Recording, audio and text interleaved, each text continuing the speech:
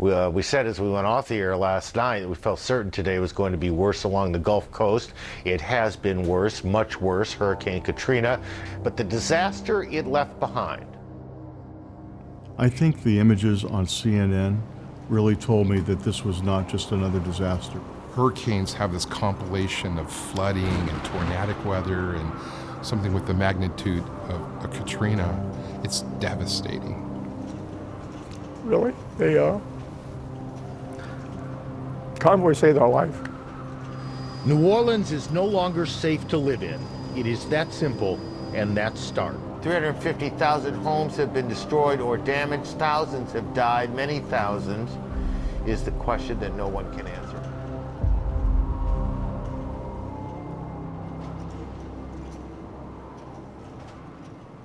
There was a lot of damage in New Orleans, but the major part of the damage came when the levees broke. And all of a sudden, everything in that area began to flood. That's when the deaths, that's when the massive destruction came. You know, 10,000 trees on the roads, houses gone, buildings gone, no electricity, no water. I mean, our community went from a thriving, bustling small town to absolutely dead overnight.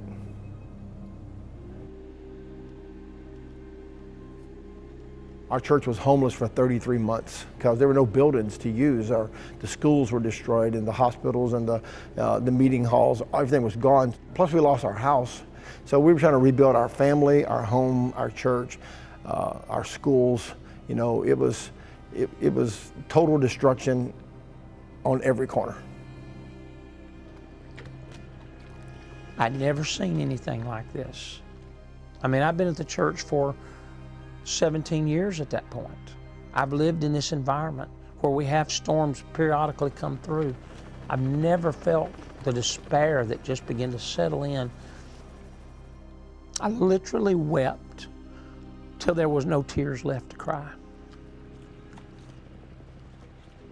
You know, seeing people at the Superdome who were, had lost everything they own, and thousands of people who were displaced really had an impact on our response. Convoy of Hope needed to throw everything we had at it. If there's a beautiful side of a hurricane for a group or any organization that responds, it's the ability to track it and be ahead of it. So we had some heads up to this, and we had pre-positioned ourselves ahead of that storm. I'd heard about Convoy of Hope, so I called Springfield, and they put me through to one of the directors, and he answered the phone and said, "This is Kerry Kingsland, can I help you?" And I said, "Kerry," I said, "you don't know me, man." I said, "I need some help."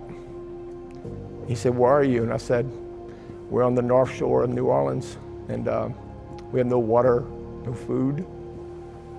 And I'll never forget what Kerry said. Kerry said, "Doug, I'm on my way. I'll be there in 24 hours. He was. I can share with you, Convoy of Hope were the first boots on the ground. And to a police chief like me at that time, I wanted to get down on my knees and thank the Lord for Convoy of Hope. Well, obviously they needed ice and water. That was super major.